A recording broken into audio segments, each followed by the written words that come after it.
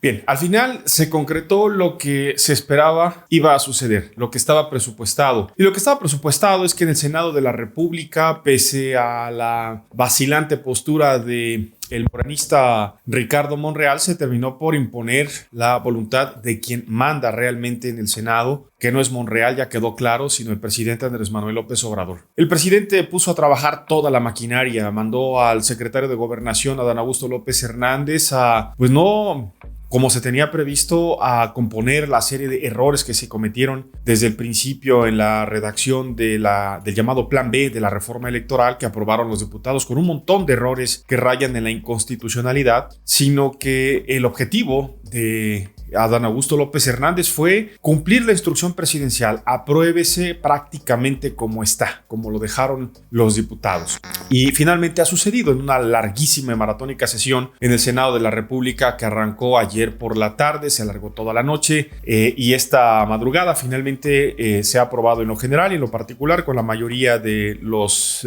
legisladores de Morena y sus aliados. El voto en contra de un par de legisladores morenistas, Monreal y otro legislador más, pues ha sido suficiente para que se imponga la mayoría y se hagan estas modificaciones a 6 leyes en las que hay un cambio importante en la estructura y el funcionamiento del Instituto Nacional Electoral, pero también en temas muy de verdad polémicos, cuestionables y algunos verdaderamente lamentables, como estos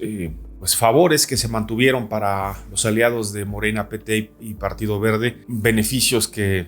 están evidentemente redactados con clara dedicatoria para ellos, pero que si Morena no se los daba, pues se corría el riesgo de no tener incluso sus votos y poner en riesgo la aprobación del Plan B. Bueno, entonces la pregunta es, ¿por qué si la ley se ha aprobado con tantos errores, digamos, con tantas ineficiencias legislativas, con tantas posibilidades de que ante una primera revisión por parte de la Suprema Corte de Justicia de la Nación, dicho Plan B sea declarado inconstitucional? Bueno, hay lecturas, por supuesto. Nosotros aquí en Claro Directo MX tenemos 2 lecturas, 2 escenarios de lo que esto pueda pasar. La primera es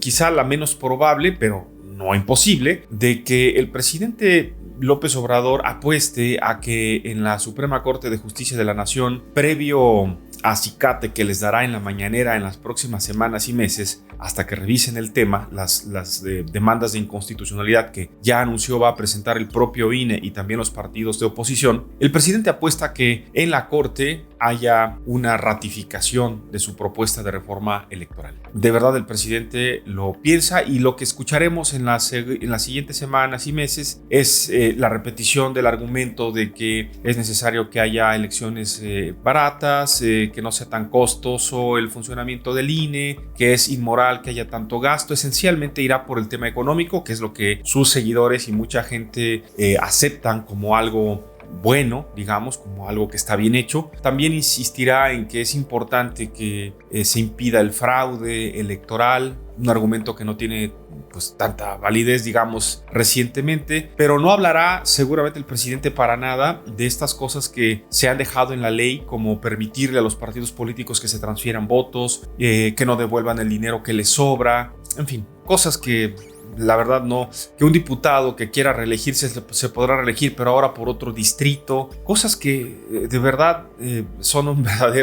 verdadero adefesio de lo que sería la reglamentación electoral. Son pasos hacia atrás. Pero bueno, esa es una lectura. La otra lectura es que el presidente apuesta a que, o sabe, mejor dicho, que es muy probable que la reforma sea declarada inconstitucional. Pero mientras tanto, ya dejó él su mensaje, y eso es quizá lo que le importa al presidente, dejar un legado y un antecedente, decir, propuse una reforma constitucional electoral que pretendía todas estas cosas y la rechazaron. Propuse entonces una reforma, un plan B, una reforma electoral que al menos rescataba de lo que se rechazó originalmente las cosas más importantes, que son sus compromisos electorales, sus compromisos de hacer algo con el INE. Y sabe que si la Suprema Corte de Justicia de la Nación lo rechaza, tendrá él la posibilidad de decir, bueno, yo lo propuse,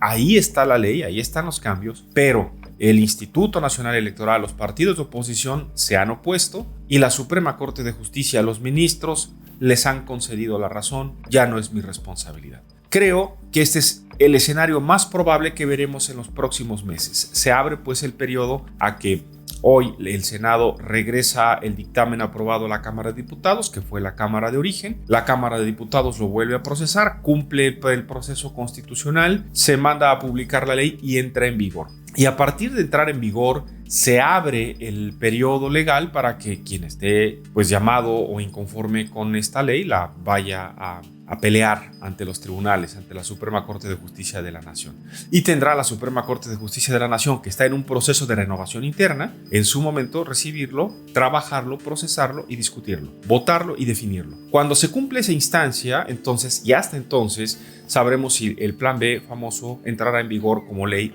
o no. O mejor dicho, si se quedará como lo aprobaron. Eso ya lo sabremos entonces, pues probablemente en 3-4 meses podría ser, si bien avanza este tema. Mientras tanto, pues hay una interrogante enorme porque hay 2 elecciones que tiene que organizar el INE y las tendrá que organizar a partir de estos elementos que ha puesto el presidente en la mesa de cambiar las leyes, y eso al INE le va a meter verdaderamente en un problema. Si en 4 meses, muy cerca de la elección, la Suprema Corte de Justicia de la Nación dice no, regreses a la ley como estaba, se va a armar un verdadero problema. Pero bueno, es un poco también la apuesta presidencial, controvertir el asunto. Queda pues ahí para el análisis y para seguirlo con un tema ya que anuncia 2023 será muy interesante. Gracias por seguirme en las redes sociales. Soy Roberto Díaz Guerrero, en mi página en Facebook, así, Roberto Díaz Guerrero, el portal www.cdnoticias.mx y ya lo saben, de lunes a viernes, 2:30 de la tarde, tiempo del centro en la República Mexicana, aquí en redes sociales, radio y televisión, Claro y Directo MX en vivo. Hasta más tarde y nos vemos en la próxima.